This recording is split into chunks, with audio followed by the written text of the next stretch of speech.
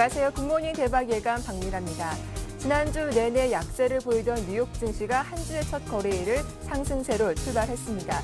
미국의 경제 지표와 기업들의 실적 내용이 긍정적인 재료가 됐는데요. 먼저 미국의 QE3 효과가 어느 정도 반영됐는지 가늠하게 해주는 소매 판매 지표가 공개가 됐는데 예상 밖의 호조를 보이면서 소비 경기 회복에 대한 기대감을 실어줬습니다. 여기에 시티그룹이 예상치를 상회하는 실적을 발표하면서 역시 증시에 힘을 실어주기도 했는데요.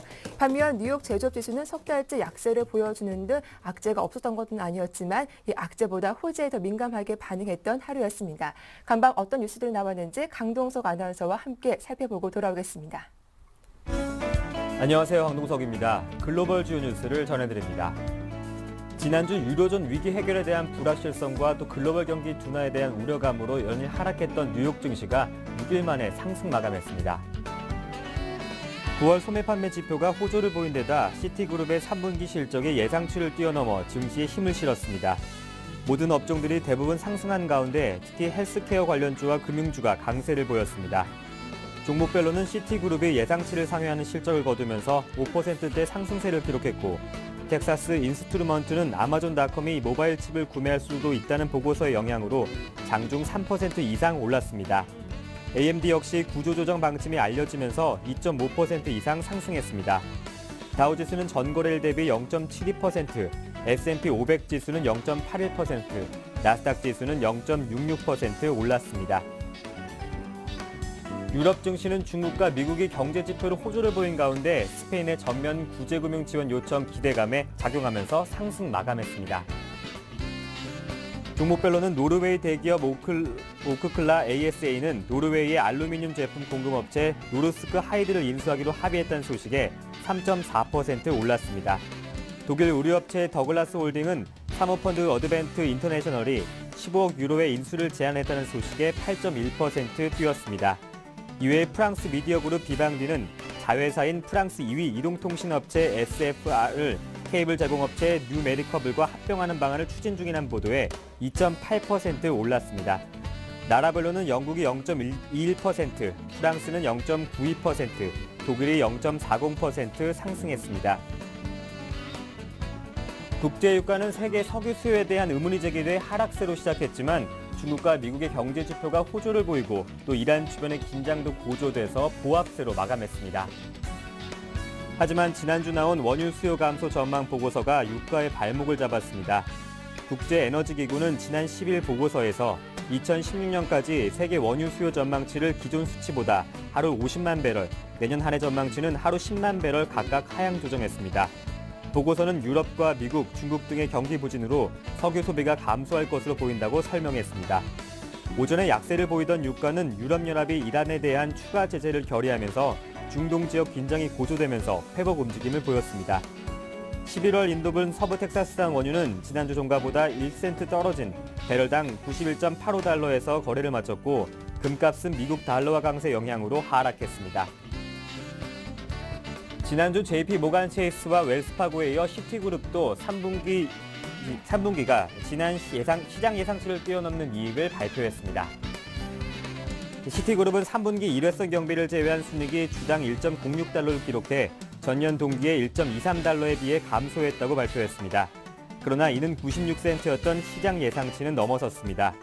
또 같은 기간 매출액은 194억 달러를 기록해 전년 동기의 208억 3천만 달러보다 줄었지만 시장 예상치인 187억 1천만 달러를 역시 웃돌았습니다. 시티그룹은 3분기 중에 모기지 사업과 자본 투자 등에서 실적 호조를 보였지만 모간 스탠리의 브로커리지 사업 지분에 대한 손실 상각으로 47억 달러를 잃은 것이 전년 동기에 비해 이익이 줄어든 이유가 됐다고 설명했습니다. 지난달 미국 소매 판매 지표가 예상 밖의 호조세를 보였습니다. 연말 홀리데이 시즌을 앞두고 주춤거리던 소비 경기가 다시 살아날 것이란 기대가 커지고 있습니다. 미 상무부는 지난 9월 중 소매 판매가 전월 대비 1.1% 증가했다고 발표했습니다. 이는 0.3% 증가를 점쳤던 시장 예상치를 크게 상회했습니다. 또 지난 8월 수치도 1.2%로 상향 조정되면서 두 달 연속으로 1%대 성장세를 보였습니다. 이 같은 소매 판매 증가세는 최근 다시 상승하고 있는 휘발유 가격에 따른 착시 효과도 일부 있지만 자동차 판매 등이 호조를 보이고 있는 데 따른 것으로 그만큼 소비 경기가 회복되고 있다는 증거로 받아들여지고 있습니다. 한편 이날 같이 발표된 뉴욕 연방준비은행의 10월 엠파이어 스테이어 제조업 지수는 마이너스 6.16을 기록했습니다. 앞선 9월의 마이너스 10.41보다 개선됐지만 기준치인 0을 하회하면서 경기가 위축세를 보이고 있음을 확인시켰습니다. 중국의 소비 물가지수 상승률이 2개월 만에 1%대로 떨어졌습니다. 중국 국가통계국은 지난 9월 중 소비자 물가지수가 전년 동기보다 1.9% 상승했다고 발표했습니다. 이는 지난 8월보다 0.1%포인트 낮고 전문가 예상치와 부합한다는 수준입니다. CPI 상승률은 7월에 비해 2개월 만에 1%대로 다시 떨어졌습니다. 9월 중 물가는 전반적으로 안정됐습니다. 식품 가격이 2.5% 상승하는 데 그쳤고 비식품 가격은 1.7% 상승에 머물렀습니다. 이에 따라 4분기에도 물가 안정세가 이어지면서 소비자 물가 상승률은 정부 목표치보다 낮은 수준에서 유지될 것으로 예상됩니다. 이 같은 물가 안정세로 인민은행이 이르면 10월 중에 늦어도 4분기 중에는 지급 준비율을 추가로 인하할 가능성이 높아졌고 성장률이 예상보다 낮을 경우엔 기준금리 인하 가능성도 제기되고 있습니다. 지금까지 글로벌 주요 뉴스였습니다.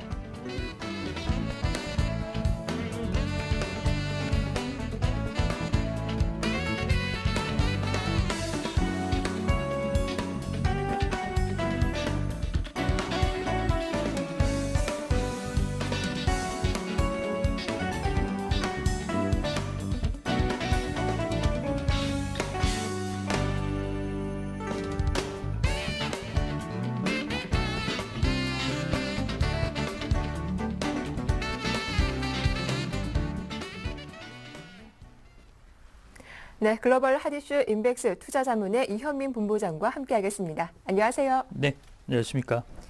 예, 미국의 경제 지표부터 바로 살펴보겠습니다. 소매 판매와 뉴욕 제조업 지표가 공개가 됐는데요. 먼저 각각 어떻게 발표가 됐습니까? 네, 그 소매 판매는 좋게 발표가 됐습니다. 제조업 네. 경기는 여전히 부진함을 면치 못했는데요. 역시 소매 판매의 긍정적 힘이 오늘 뉴욕 증시를 플러스권으로 유지시킨 그 내용이었다라고 볼 수가 있겠습니다. 현재 발표된 9월의 소매 판매는 1.1%가 상승한 것으로 집계가 됐는데요. 8월에 1.2%에 이어서 1%대의 두 달 연속 상승세가 나타났습니다. 이렇게 두 달 연속 상승세가 나타나면서 연말로 갈수록 소매 판매 경기에 따른 크리스마스 랠리 이런 기대감도 소폭 이제 올라올 수 있는 그런 분위기가 감지된다라고 볼 수가 있겠고요. 이렇게 소매 판매가 증가하는 것은 역시 주택 경기가 안정적인 회복이 나타나면서 소비자들이 지갑을 여는데 그 예전보다는 조금 더 자신감을 찾은 그런 분위기였다라고 볼 수가 있겠습니다. 9월 소매 판매는 1.1% 증가한 수치로 예상치인 0.8%를 상회를 했고요. 전자제품 판매가 아주 좋았습니다.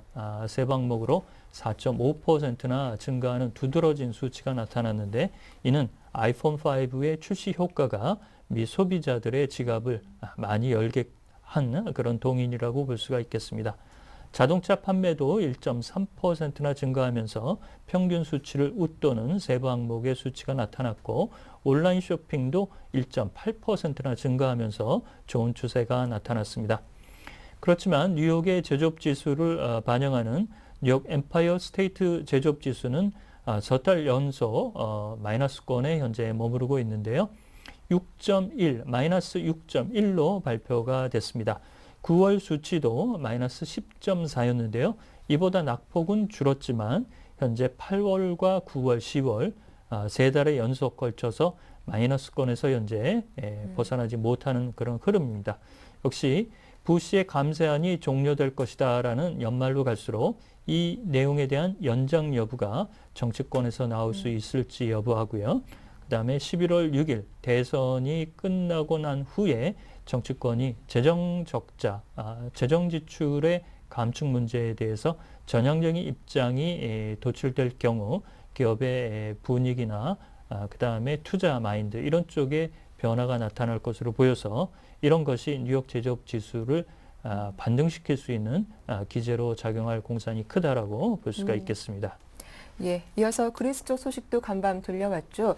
긴축 세부화를 놓고 줄다리기를 펼치고 있는데 트로이카가 그리스의 긴축이행 연장에 동의한다라는 입장을 보였더라고요. 어떤 내용입니까? 그렇습니다.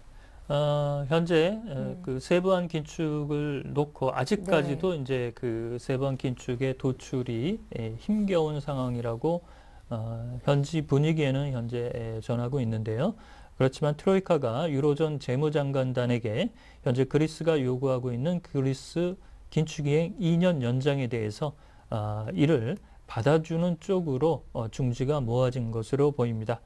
지난주에 그 메르켈 총리가 독일의 메르켈 총리가 그리스의 사마라스 총리를 만나러 아테네도 방문한 적이 있었는데요.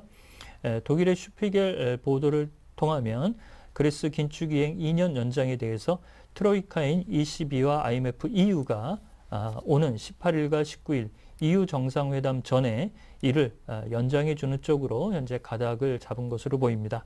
이렇게 된다면 현재 긴축 세부안에 대해서 그리스와 줄다리기를 하고 있는 트로이카 입장에서는 그리스가 이를 양보할 수 있는 여지도 있는 것으로 볼 수가 있겠고요.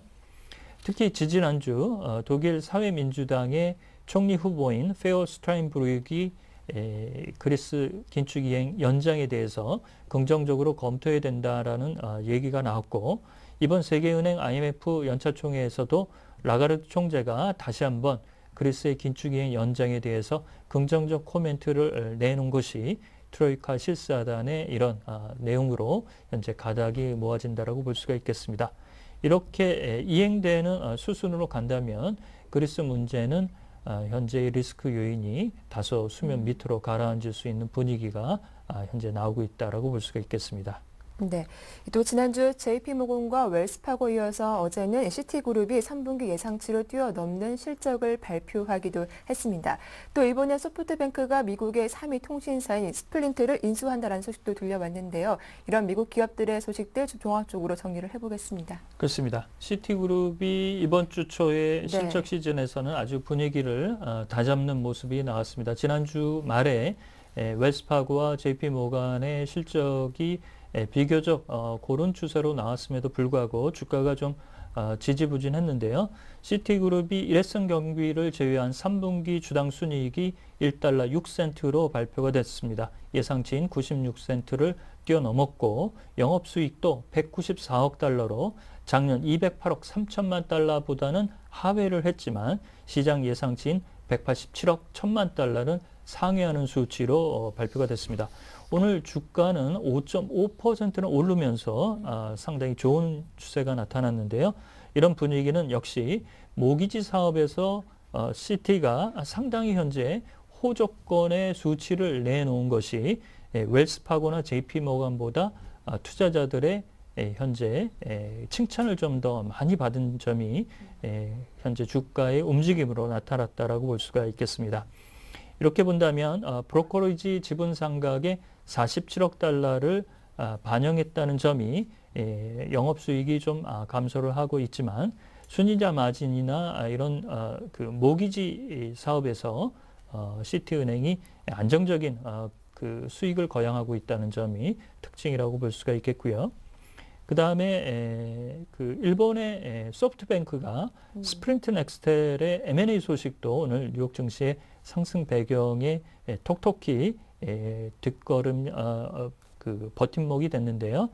70%의 지분을 201억 달러에 인수를 하고 80억 달러는 스프린트사의 빚 상환에 사용을 하지만 인수 대금으로 121억 달러를 지급키로 그 타결을 했습니다.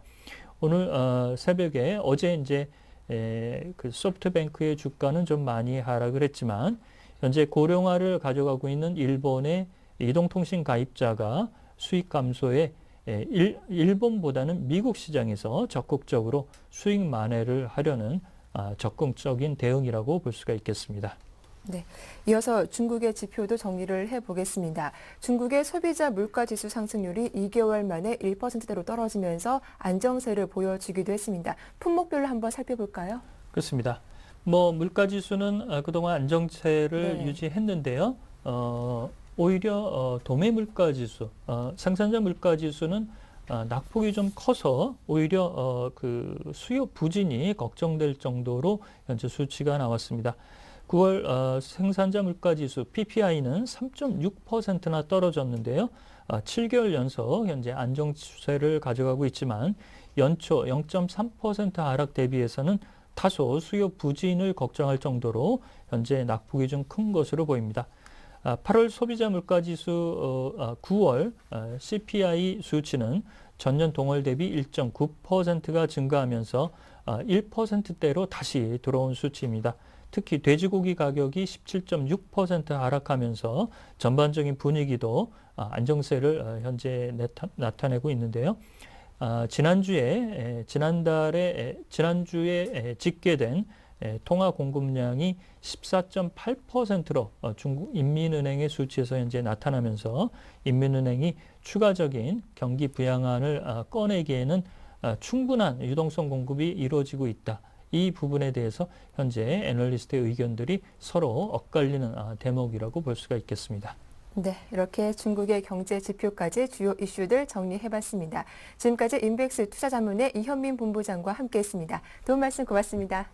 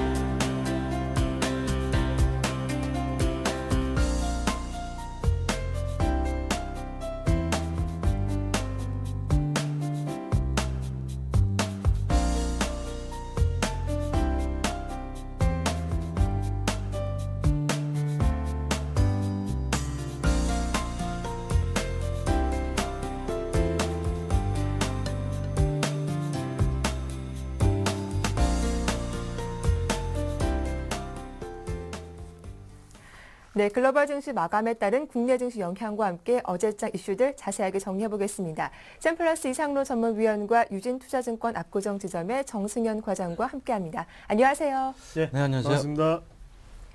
예, 글로벌 증시 첫 거래일을 비교적 산뜻하게 출발한 것 같습니다. 여러 호재들이 있었는데요. 뉴욕 증시와 유럽 증시 마감 상황부터 정리를 해보겠습니다. 네, 일단 이제 뉴욕 증시가 6거래일 만에 이제 상승 흐름을 보여주면서 전반적인 상승 모멘텀의 부족의 그런 공백기들을 어느 정도 뉴욕 증시 상승으로 인해서 어느 정도 그런 갈증을 해소해 줄 가능성이 뭐 오늘 우리 시장에도 있다라고 이렇게 정리할 수 있을 것 같은데요. 결국엔 뉴욕 증시의 상승 배경은 이제 소매 판매 지표가 긍정적으로 나타났고, 그리고 시티그룹의 깜짝 어닝 뭐 이런 부분들이 시장을 상승세로 이끌었다, 이렇게 볼 수 있을 것 같습니다. 결국에는 뉴욕 증시의 상승 배경, 뭐 지표가 어느 정도 개선되는 Q3의 어느 정도 효과라고 이제 어느 정도 그렇게 조심스럽게 예측을 할 수 있을 것 같은데요. 다우지수는 전일 대비 0.73% 상승을 했고요. 그리고 나스닥 지수도 0.66% 올랐고, S&P 500 지수도 전일보다 0.8% 오르면서 오늘 우리 시장에 긍정적인 모멘텀 제공해 줄 것이라고 이렇게 볼 수 있을 것 같습니다. 자, 이어서 유럽 증시 마감 상황도 살펴볼게요. 네, 유럽 증시는 유럽 증시도 역시 중미 지표 개선에 상승세를 보였습니다. 미국 증시와 같이요. 그리고 네. 간단하게 이제 살펴보면 런던 증시 같은 경우에는 0.2%, 그리고 파리 증시는 0.9% 이렇게 오르면서, 그리고 닥스 독일 지수죠, 0.4% 오르면서 상승 마감하면서 유럽 증시보다는 뉴욕 증시가 상승폭이 조금 컸다, 뭐 이렇게 네. 볼 수 있을 것 같습니다. 예, 전반적으로 분위기가 좋았는데요. 자, 그렇다면 이런 재료들, 좀 코스피 지수가 어제 빠진 것만큼 회복하는 데 도움이 될 수 있을 것인지 이상로 전문위원님 어떻게 보시나요? 네, 맞습니다. 어제 같은 경우에는 변동성이 상당히 컸죠. 그래서 네. 코스닥 같은 경우에는 거의 뭐 상당히 변동성이 크게 나타났다고 좀 정리를 해드릴 수 있겠고요. 그리고 코스피 같은 경우에 먼저 한번 확인해 보시면 지금의 키워드를 한 개 뽑자면 삼성전자의 주가 추이를 조금 확인하시자 말씀드리겠습니다. 일단은 지금 코스피의 분위기를 한번 보시더라도요. 항상 좀 지지부진한 흐름이 계속적으로 나타나고 있죠. 그만큼 지수를 어느 정도 방어한다는 측면에서 삼성전자의 주가 같은 경우에 어제 다시금 130만 원 이상 또 다시 올려놓는 모습이었는데요. 거기 안에 수급적인 부분 한번 보시더라도 일단은 외국인의 팔자세 안에서 일단은 기관의 움직임이 두드러졌다. 그렇게 좀 말씀을 드릴 수 있겠습니다. 그만큼 기관이 어느 정도 지수를 좀 방어하는 측면이 상당히 강했다. 그렇게 말씀을 드릴 수 있겠고 코스닥의 경우 정리를 좀 해드린다면 기관이 일단 대규모 차익 실현 물량이 좀 나타났다고 보실 수가 있겠는데요. 안에 종목분들을 한번 보시더라도 지금 랠리를 지속 중이던 전자결제주라든지 이런 부분 말고 다른 부분 같은 경우에 조금 다시 하락세에 좀 나타나는 모습이었습니다. 그만큼 지금은 일단 컨텐츠 사업 분야 자체가 일단은 주도주였는데 그 분위기 자체가 지금은 전자결제주로 확실하게 넘어온 게 아닌가 그런 좀 짐작을 좀 해볼 수가 있겠고요. 거기 바탕에는 일단은 기관의 수급이 가장 뚜렷하게 보이는 종목군은 살아남았다. 그렇게 좀 정리를 하겠습니다. 그만큼 지금은 개인 투자자분들이 지금은 추격 매수를 하신다거나 아니면 눌림 매수를 하셔야 되는데 추격 매수 같은 경우에 전자결제주를 말을 하는 거죠. 그만큼 지금은 심리적으로 우리가 따라붙기에는 조금 힘든 장이 아닌가. 하지만 힘들수록 더욱더 따라붙어야 되는 게 또 지금의 주식 투자의 현실입니다. 그런 부분을 조금 참고를 하시고요. 오늘 방송을 좀 참고를 하셨으면 좋겠습니다. 네, 어제 코스피 지수는 61선까지 내려왔습니다. 문제는 오늘 61선 이평선을 지지받을 것인지 그 여부일 텐데요. 뿐만 아니라 문제는 또 코스닥 쪽 분위기였습니다. 코스닥의 중소형주 랠리가 끝났다고 봐야 할 것인지 어제장 이슈들 좀 자세하게 정리해 주십시오. 네, 일단 코스피부터 살펴보시죠. 코스피 증시 같은 경우에는 그 이제 증시 모멘텀 글로벌의 이제 증시 모멘텀 부족으로 61선 부근까지 1925선까지 하락하는 모습을 보여줬는데요. 네.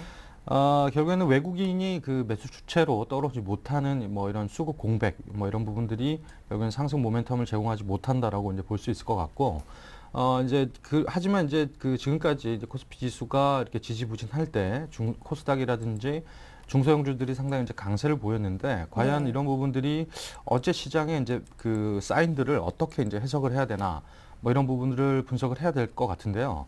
어제 사실 이제 코스닥 시장에서 3% 넘게 장중에 이제 급락이 나오는 패턴을 보였지 않습니까?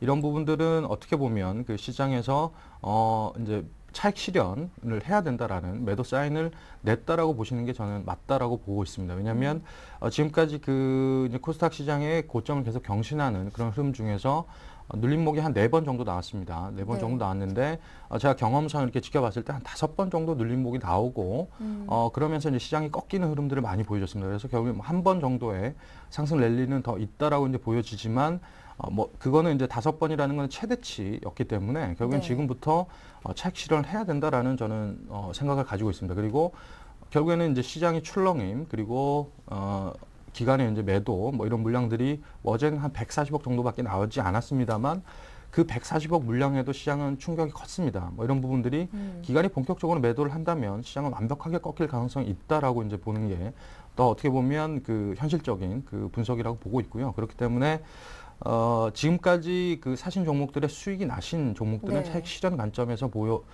하시는 게 좋을 것 같고 그리고 지금은 추격 매수는 자제할 필요가 있다라고 리스크 관리를 하실 필요가 있는 시점이다라고 말씀드릴 수 있을 것 같습니다. 예, 그렇다면 좀 오늘부터는 좀 대형주 위주로 장세가 흘러갈 것이다. 이렇게 좀 전망을 해볼 수 있을까요?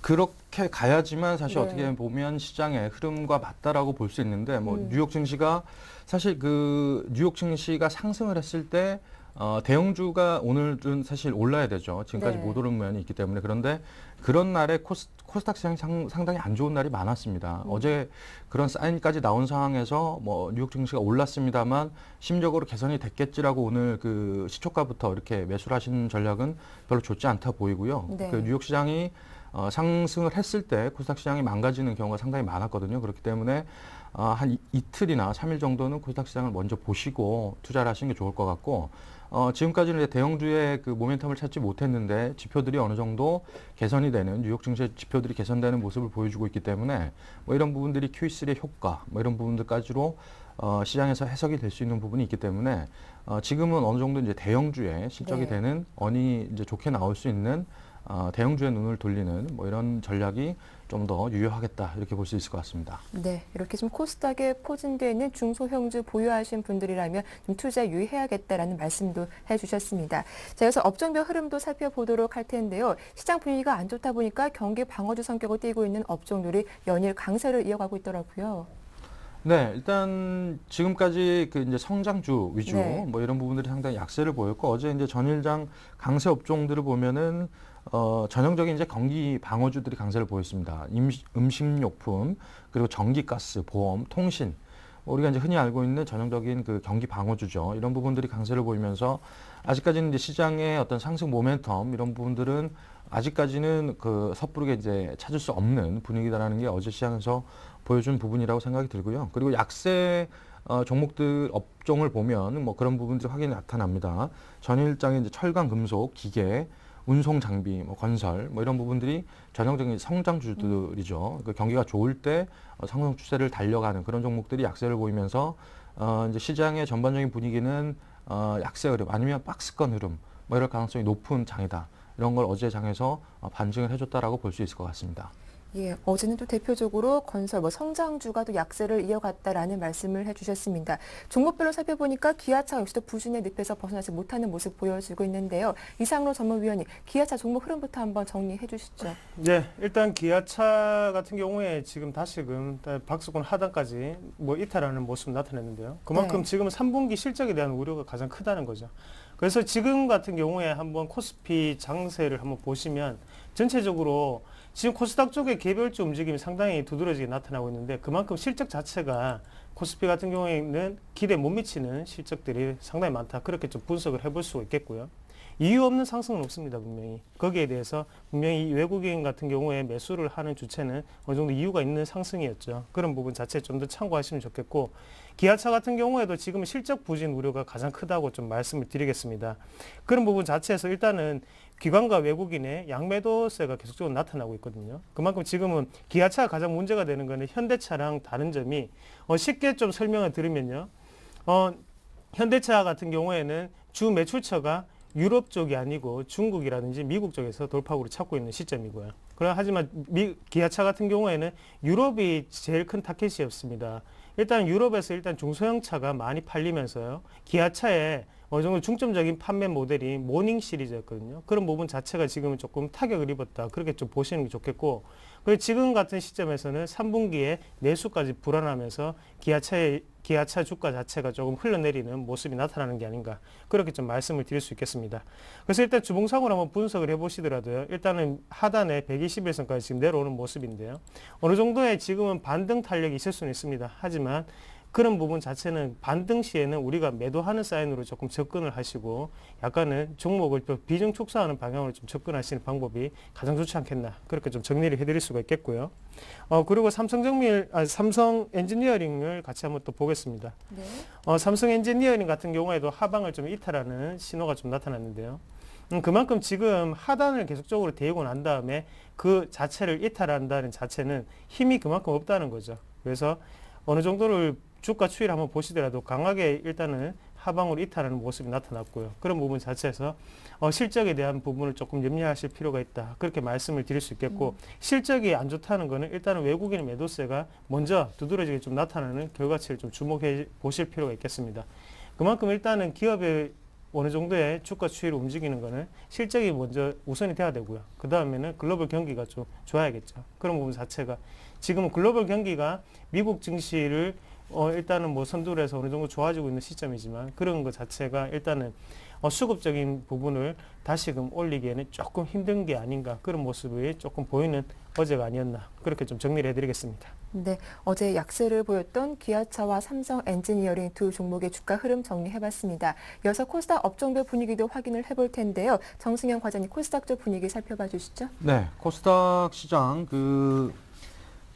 코스닥 시장의 매매 동향 일단 살펴보면요. 코스닥 시장 어제 이제 기간에서 179억 정도 매도를 보여주면서 일단 기간의 매도 흐름 자체가 과열권에 접어들 시에는 상당히 리스크 관리가 필요하겠다 이렇게 보여집니다. 결국에는 코스닥 시장의 흐름이 어제 시장의 분위기로 이제 감지를 할 때는 이제 기간에 이제 매도세가 이제 어디까지 이어질지, 그리고 어제 그 이제 상한가를 들어가기도 했던 이제 전자결제 관련주들 뭐 이런 부분들은 전자결제 관련주들이 지금의 어떤 상승 모멘텀을 코스닥 시장에 남겨놓고 있는 부분이긴 합니다만 네. 전자결제 이런 관련주들이 무너지기 시작하면 이제 코스닥 시장은 당분간 그 상승 흐름을 찾기는 어렵지 않느냐. 그래서 지금 이제 전자결제 관련주들은 그 코스닥 시장에서 바로미터 역할을 해주는 업종이라고 생각이 드는데 이런 부분들을 상당히 면밀히 체크하시면서 코스닥 시장을 보시는 게 좋을 것 같다. 이렇게 말씀드릴 수 있을 것 같습니다. 예, 또 어제는 이 MBC 상장이 가시화되면서 증권업계가 비상한 관심을 보이기도 했는데요. 어제 이 콘텐츠 관련주 일제 상승세를 보여주기도 했죠. 이 반면에 YG엔터테인먼트나 SM 등 이런 엔터주는 이 종가 들어서 장 막판 들어서 크게 급락세가 나왔던데 이런 엔터 관련주 흐름에 대해서도 다시 한번 정리를 해보겠습니다. 네, 일단 SBS 콘텐츠 허브를 좀 말씀을 드리고 싶은데요. 일단은 뭐 지금 같은 경우에 뭐 이슈가 되는 점이 MBC의 민영화 이슈가 되고 있습니다. 그런 부분 자체에서 SBS 콘텐츠 허브도 어느 정도의 반사이익을 좀 얻을 것이다. 그런 전망이 나오면서 어제 강한 좀 상승세를 이끄는 모습 나타났고요. 그만큼 지금 같은 경우에는 지금 한번 분석을 해본다면 콘텐츠 중에서도 왜 SBS 콘텐츠 허브를 가지고 왔냐면 일단 실적적인 부분이 먼저 받침이 된다는 거죠. 그런 부분 자체에서는 어느 정도 우리가 베팅을 할 수 있는 계기가 될 수 있다. 그렇게 좀 정리를 해드릴 수가 있겠고요. 그래서 코스닥의 어제 개별주 장세가 그대로 나타났습니다. 거기 안에서 한번 내용을 한번 살펴보시더라도 여러 가지 종목군 중에 150개에서 200개 정도가 상승하는 모습 나타냈거든요. 그만큼 상승하는 종목들이 잘 없습니다. 그만큼 기업적인 실적 부분도 있겠고 지금 시장의 분위기를 먼저 읽으셔야 되는 부분이 두 번째고요. 그런 부분 자체에서 콘텐츠 중에서 SBS 콘텐츠 허브 같은 경우에는 어제 시장이 좀 이슈가 되면서 그런 부분 상승폭을 좀 이끌었다. 그렇게 말씀을 드리겠습니다. 그리고 YG 엔터테인먼트 같은 경우에는 지금 한 3일 연속 말씀을 좀 드리는데요. 네. 그래서 일단은 죄송합니다.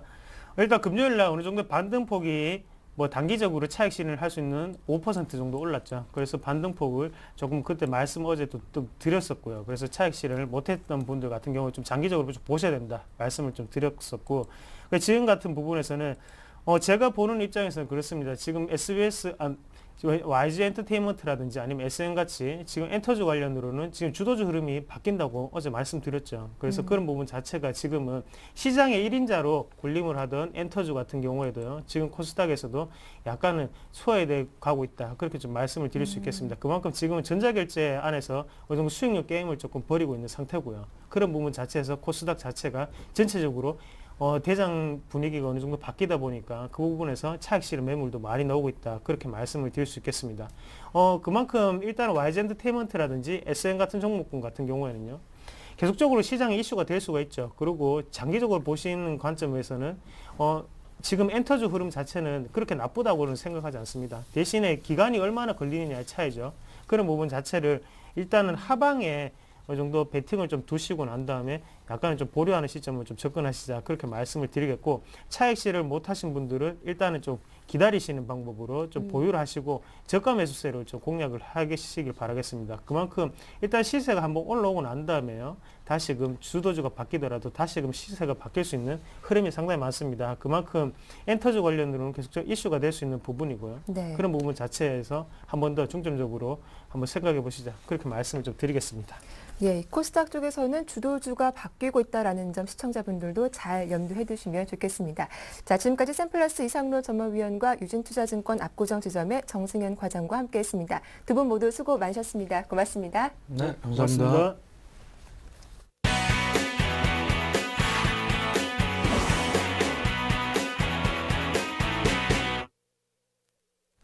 네, 어제장에서 이슈가 됐던 종목을 찾아보고 자세한 매매 전략도 들어보도록 하겠습니다. 샘플러스 김현권 전문위원님 만나보죠. 안녕하세요. 네, 안녕하세요. 예, 오늘 살펴볼 종목은 어떤 종목인가요? 네, 오늘 살펴볼 종목은 전일 네오지 인터넷과 그 합병을 하기로 결정을 한 그 네오지 게임즈 상한가를 갔었죠. 네오지 게임즈를 좀 살펴보도록 하겠습니다. 그동안 뭐 보유자들이라면 상당한 뭐 손실 구간에 좀 계속 지속적으로 보유를 했었을 테고, 만약에 이제 이러한 상한가의 모습, 앞으로 이제 바닥을 찍은 거 아니냐는 이러한 관점에서 신규로 또 접근하고자 하시는 분들도 계실 것 같은데요. 일단은 그 합병의 좀 내용을 보자면, 네오이즈 게임즈와 네오이즈 인터넷이 1대 0.58 사이, 뭐 이러한 비율로 좀 합병을 하게 되는데요. 그러면서 이제 네오이즈 게임즈의 한 749만 주, 그러한 그 신주 발행을 하게 됩니다. 그래서 합병 기일이 2013년도 내년 1월 1일이고, 신주 상장 예정일은 1월 24일입니다. 그러한 일정 부분을 좀 한번 말씀을 드리고, 바로 이제 이런 부분에서 어제 상한가 갔던 이유를 좀 보자면, 바로 네오이즈 게임즈가 사실 온라인 게임에서의 어떤 불확실성, 이런 부분이 계속 좀 확대가 돼가고 있는 상황이었죠. 그러한 부분들이 바로 이제 모바일 게임에서의 어떤 그 부분을 좀 완화시킬 수 있지 않을까, 그런 기대감으로서 주가가 좀 상한가를 갔다고 생각을 하고요. 주력 게임인 피파 온라인 2 같은 경우는 재계약 기한이 이미 좀 지난 상태고요. 그리고 중국 크로스바이어 같은 경우도 내년에 그 재계약 부분이 사실 아직 좀 불확실한 상태입니다. 불투명한 상태이기 때문에 그러한 좀 리스크가 있는 상태고, 웹보드 게임 같은 경우는 이제 정부의 규제, 이러한 영향으로 좀 성장이 좀 사실은 좀 제한적인 상태입니다. 사실 그러한 여러 가지 어려움이 있는 상태에서 이러한 네오이즈 인터넷과의 합병을 통해서 바로 이런 부실한 온라인 게임 부분을 바로 모바일 부분에서 좀 만회할 수 있지 않을까, 뭐 이러한 전망으로 해서 상한가를 좀 갔는데요. 하지만 이제 그 합병을 통해서 방금 전에 말씀드린 그러한 불확실성들이 여전히 존재하기 때문에 합병 후에도 어떤 펀더멘털이 개선된다, 이런 부분은 약간은 좀 시기가 좀 걸리지 않을까, 모바일 게임 부분에서의 성장을 좀 확인을 해야 되지 않을까, 이런 부분도 좀 생각이 들고요. 우리가 이제 모바일 게임주들 계속해서 시장에서도 그동안 한동안 계속 강세를 좀 보여줬었는데, 그만큼 그러한 모바일 게임 분야가 강세를 보여주지만 그 이면에 우리가 생각해 볼 부분은 그만큼 경쟁이 또 격화된다는 거죠. 그래서 단순하게 이제 모바일 게임을 진행하게 된다, 뭐 이러한 이유만으로 사실은 강한 앞으로의 주가 상승을 막연하게 기대하기는 좀 어렵지 않나, 이런 생각이 좀 들고요. 그래서 여전히 이제 보유자들은 좀 홀딩 관점을 좀 말씀을 드리고, 바닥 구간에 있는 걸로 판단되기 때문에 홀딩 관점을 말씀드리지만, 신규 매수 관점에서는 오히려 지금 장기 차트를 좀 보시면서 말씀을 드리도록 하겠습니다. 장기 이평선 지금 현재 지금 역배열 구간이죠. 이평선 자체가 다 역배열 구간이고, 이러한 상태에서 약간 지금 바닥을 좀 다져나가고 있는 구간으로 보여집니다. 거래도 뭐 유입되는 부분 상당히 긍정적이고요. 그래서 일단은 신규 매수 관점에서 오늘 뭐 이 부분을 좀 넘어서겠죠. 뭐 개딸성에서 출발하게 된다면 추격에서 매수는 자제를 하시고, 오히려 이제 201선이 장기 이평선이 있는 이 부분이 좀 안착되는 부분을 좀 확인을 하고, 그러한 부분에서 기관의 수급, 동종목 같은 경우 기관의 좀 수급이 유입이 돼야지 또 상승할 수 있는 그런 주가의 흐름입니다. 그래서 기관의 수급과 이런 201선의 어떤 안착 부분, 이런 부분 확인하고 나서, 그리고 나서 접근해도 좀 늦지 않을 것 같다, 이렇게 좀 진단을 좀 해드리도록 하겠습니다. 네오이즈 게임즈 합병 기대감으로 어제 상한가를 기록했지만, 신규 접근은 기관의 매수가 들어오는지 확인한 이후에 접근해보자라는 말씀 잘 들어봤습니다. 자, 어제도 신고가를 썼던 종목이 있더라고요. 어떤 종목입니까? 예, 다음 살펴볼 종목은 바로 이제 예린당이라는 종목인데요. 저는 네. 코스닥이 장중에 상당히 좀 급락도 좀 맞는 그러한 변동성의 큰 폭의 그런 흐름이었었는데, 동사 같은 경우는 오히려 어제 저희 뭐 강하게 좀 상승을 했었죠. 바로 카카오와의 어떤 전자책 진출, 카카오의 전자책 진출과 관련해서 좀 이슈가 된 부분이 있었습니다. 그리고 해외 매출 뭐 증가에 대한 기대감, 이런 부분으로 최근에 뭐 주가의 견조한 상승을 보여줬고, 전일 같은 경우는 아주 뭐 강한 상승을 좀 보여줬죠.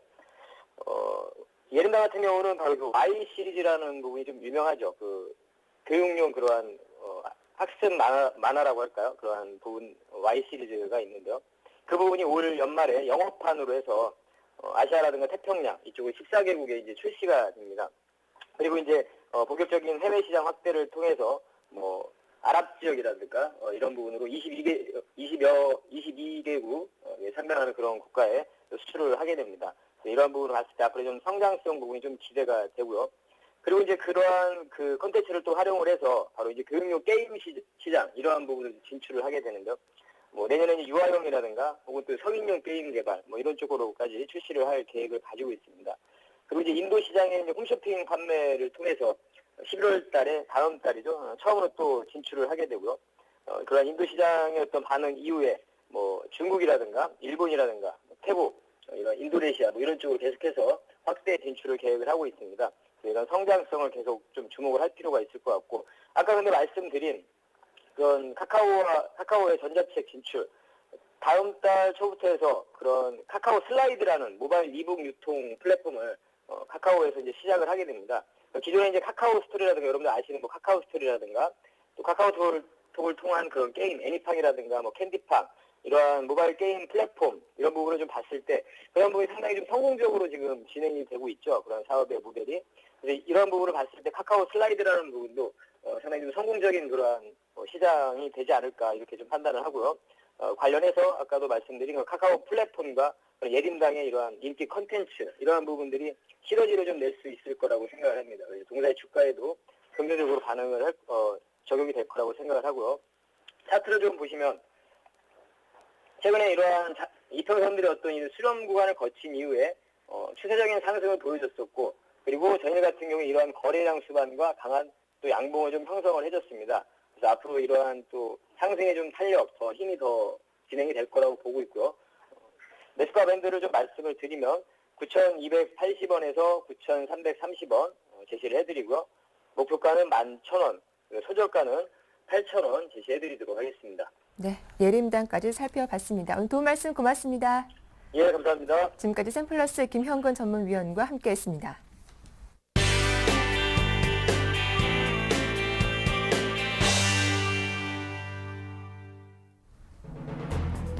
정부가 내년 온실가스 감축 목표를 올해 2배로 늘렸습니다. 이에 따라 포스코, 현대제철 등 480개 국내 업체는 내년 온실가스 예상 배출량의 3.02%에 해당하는 양만큼 온실가스 배출을 줄여야 합니다. 한국지사 등 국내 공식 수입원을 거치지 않고 가장 많이 병행 수입된 제품 브랜드는 루이비통, 나이키, 샤넬인 것으로 나타났습니다. 이들 10대 명품 브랜드의 수입액만 3조 원에 육박합니다. 우리나라 국민 절반은 1년마다 휴대폰을 바꾸고 있으며 잦은 교체로 중고 휴대폰을 쌓여가지만 재활용은 10%에도 못 미치는 것으로 나타났습니다. 경기가 어려워지면 대학에서 수학을 공부하지 않은 학생의 취직이 어려워지고 졸업 후 연봉도 낮아진다는 연구 결과가 나왔습니다.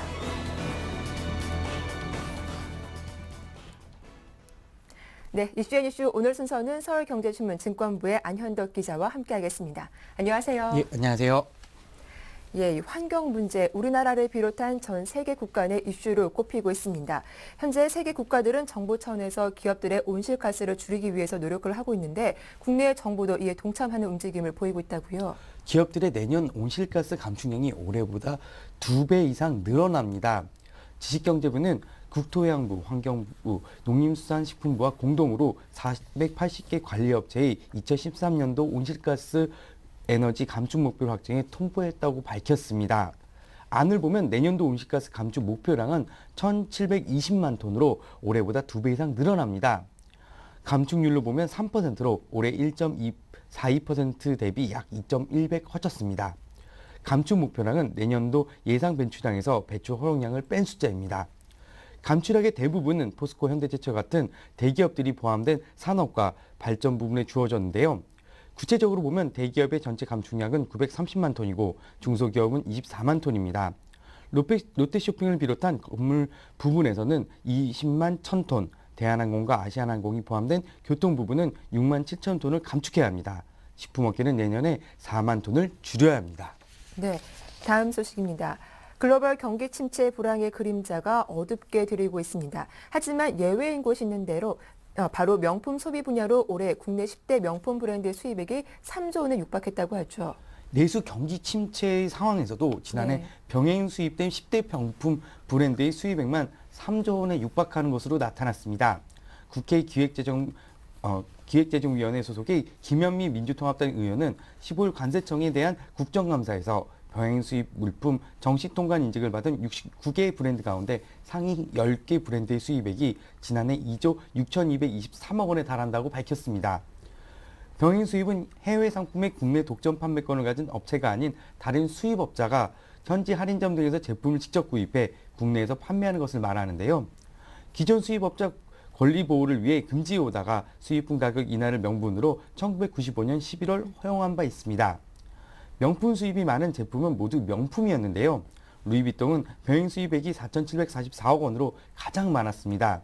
또 나이키와 샤넬, 구찌, 까르띠에, 아디다스 등도 모두 2천억 원을 훌쩍 넘었습니다.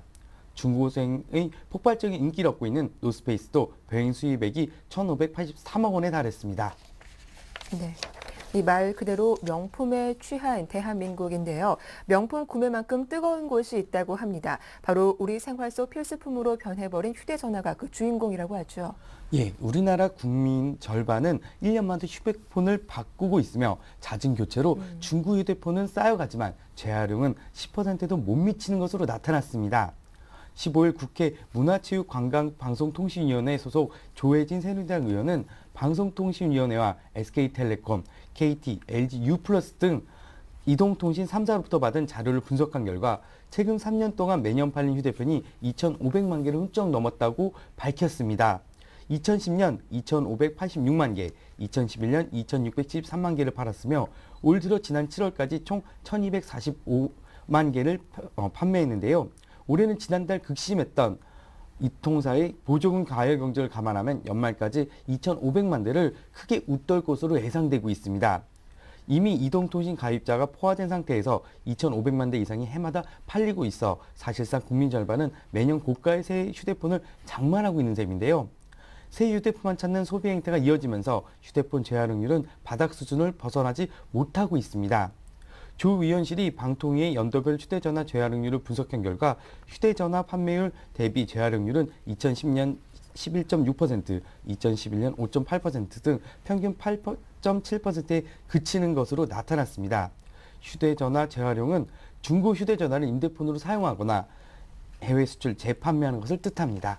네, 국내 이공계 위기 어제 오늘의 이야기가 아닙니다. 그만큼 이공계 취업자가 많지 않다는 이야기인데요. 이러한 국내 이공계 위기 상황을 뒤집을 만한 외국의 연구 결과가 나왔다고 해요. 예, 경기가 어려워지면 대학에서 수학을 공부하지 않은 학생이 취직이 어려워지고 네. 졸업 후 연봉도 낮아진다는 연구 결과가 나왔습니다. 미국 경제 전문지 포브스 인터넷파는 경제적으로 최악의 보상을 받는 학과 10곳이 모두 인문예술 관련 학과였다고 조지타운대 교육 일자리 센터의 보고서를 인용해 15일 보도했습니다. 조지타운대 교육 일자리 센터가 2009년에서 2010년 학부 졸업생을 대상으로 실시한 결과에 따르면 미국 대학 최악의 학과 1위는 고고 인류학이 차지했습니다. 이 기간 이 학과 졸업생들의 실업률은 10.5%에 달해 미국 9월 실업률 7.8%보다 높았으며 평균 연봉은 28,000달러, 우리 돈 3,100만 원으로 기계 엔지니어 관련 학과의 절반에도 미치지 못했습니다. 2위는 영화 비디오 사진 관련 학과로 실업률을 12.9%에 평균 연봉 3만 달러에 그쳤으며 3위 미술학과, 4위 종교철학, 5위 교양학 순이었습니다. 이외에 음악학과, 레크레이션학과, 상업미술학, 역사학, 영어 영문학 등이 각각 뒤를 이었습니다. 네, 말씀 잘 들었습니다. 이슈앤이슈 지금까지 서울경제신문 증권부의 안현덕 기자와 함께했습니다. 도움 말씀 고맙습니다. 네, 감사합니다. 예, 굿모닝 대박 예감 1부 순서는 여기서 마치겠습니다. 잠시 후 2부에서는 시장 대응 전략과 매수 가능한 종목까지 소개해드리겠습니다. 함께해 주셔서 고맙습니다.